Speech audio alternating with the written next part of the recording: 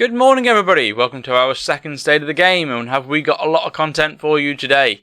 And I'm going to start off with our big announcements. So if you watch any part of this video, you probably want to make sure it's the start.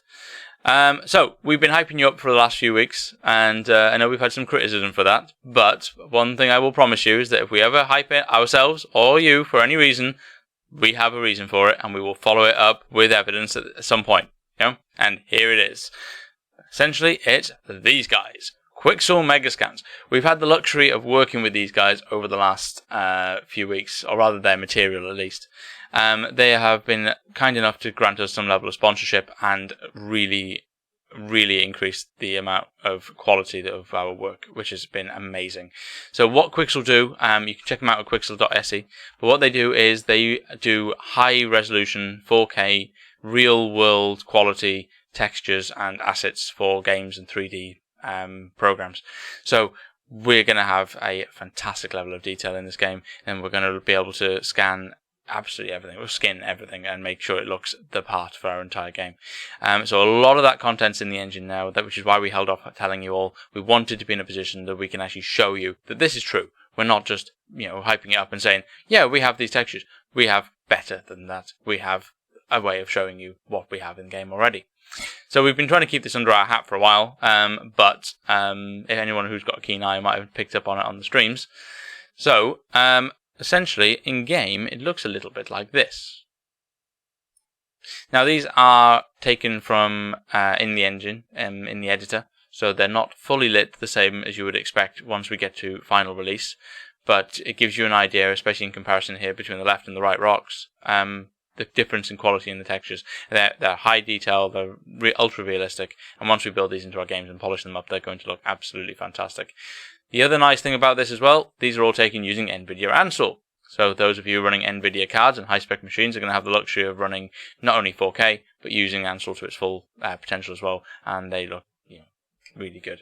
So yeah, that's all coming in the near future, and we've got some comparison video that you might have picked up on the state of the game video. A lot of that now is using the Megascans, and you're going to see that now through a lot of parts of this video as well.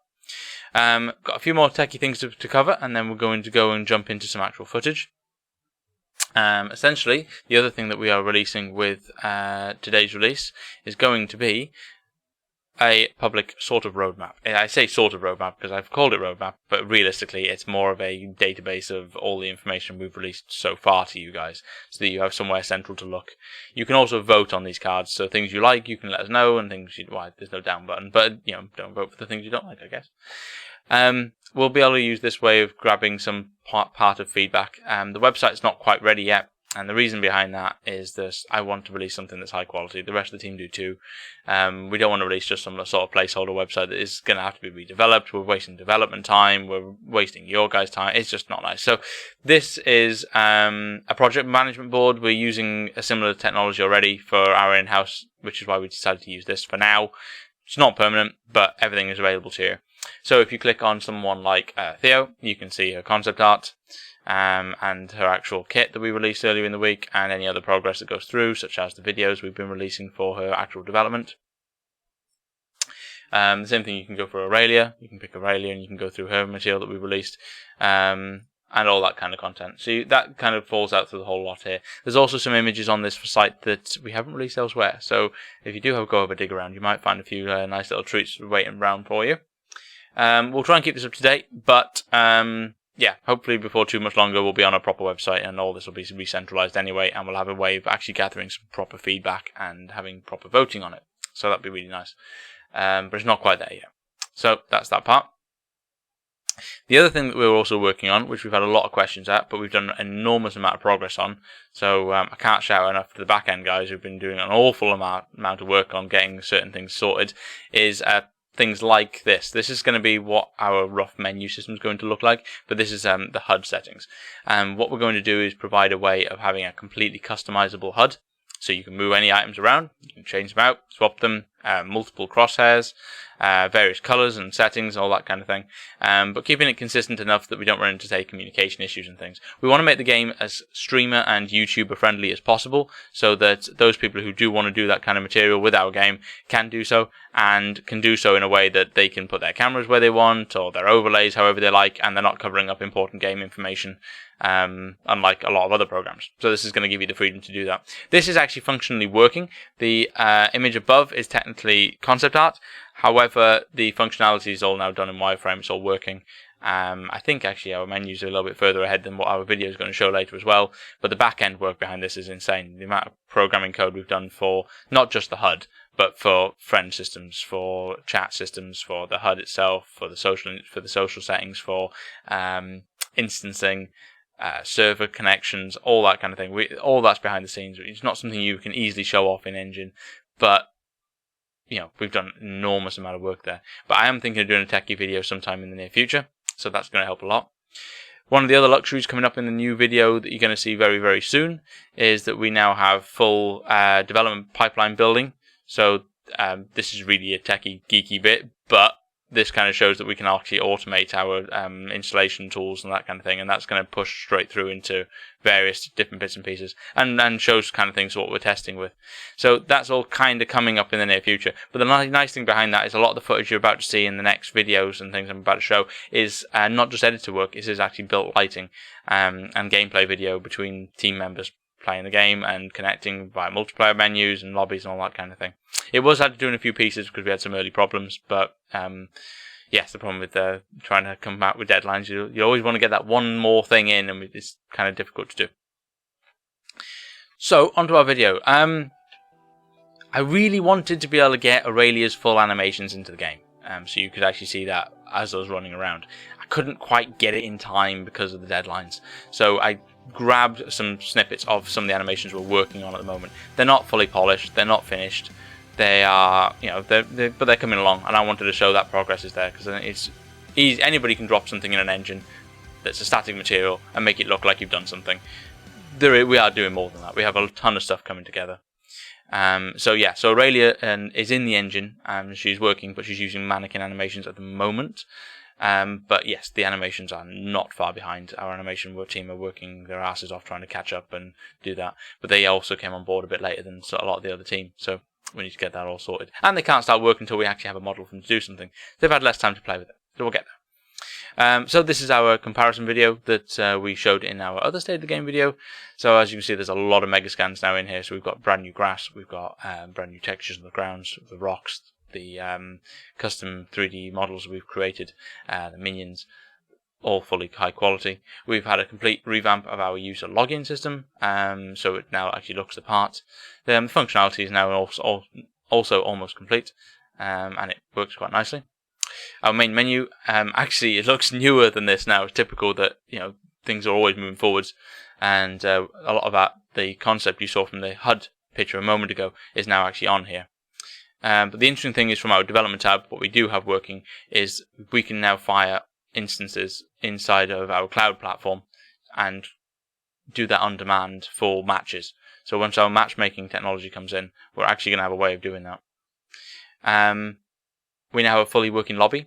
We've turned the timer off for the sake of the video, but essentially you can pick a hero, pick a role, lock in, join with other people. You spawn alongside them all, and we end up with 10 plus people. So, 10 people, rather. Now, we had various bugs right in this video that we weren't really anticipating. As you see, the core doesn't exist, which was a build issue, which we've now resolved. The basic attacks were very slapped together. Again, we've updated that.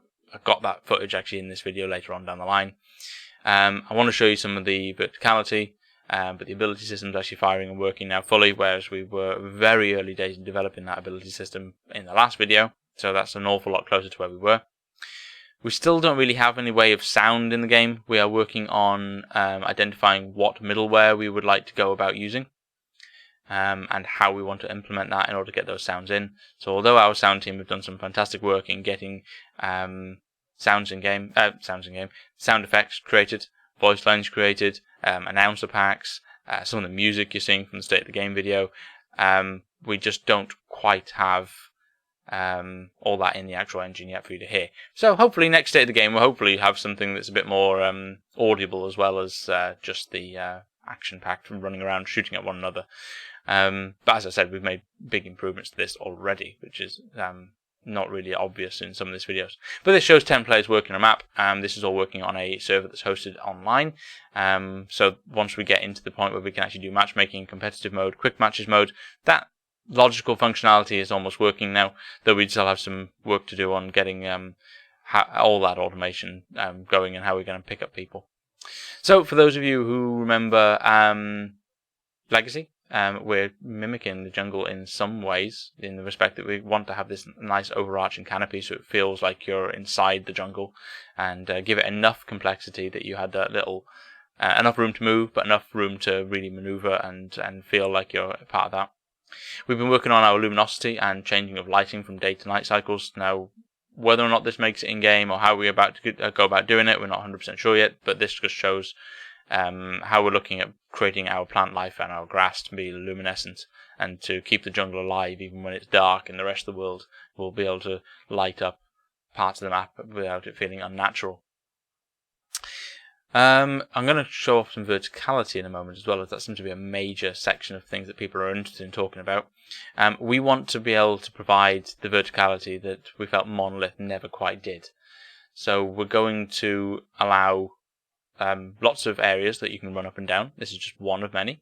And make sure that we spec our kits to really take advantage of some of those verticality areas when we have that, so that you can juke or dive into a team fight from top lane, again running and retreating into the jungle from the bottom.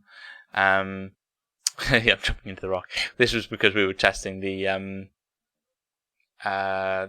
collision meshes. Our collision meshes up until this week were virtually non-existent. You could run through nearly every rock, so that's all kind of sorted.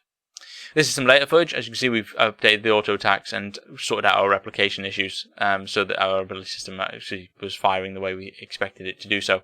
It's kind of funny at the moment because your basic attacks can actually collide and explode. I'm not sure whether it will keep that, but it's definitely something that's quite fun in the game at the moment. Yeah, so hopefully that's kind of covering most of it. I can't think what else we've got in. A quick.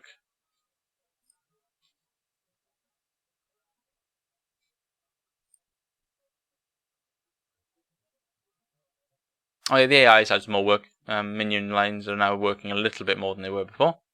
The towers have been replaced with a new version of the tower. That new version of the tower has the full mechanics attached to it, so that they actually react the way our mechanics team are hoping they do.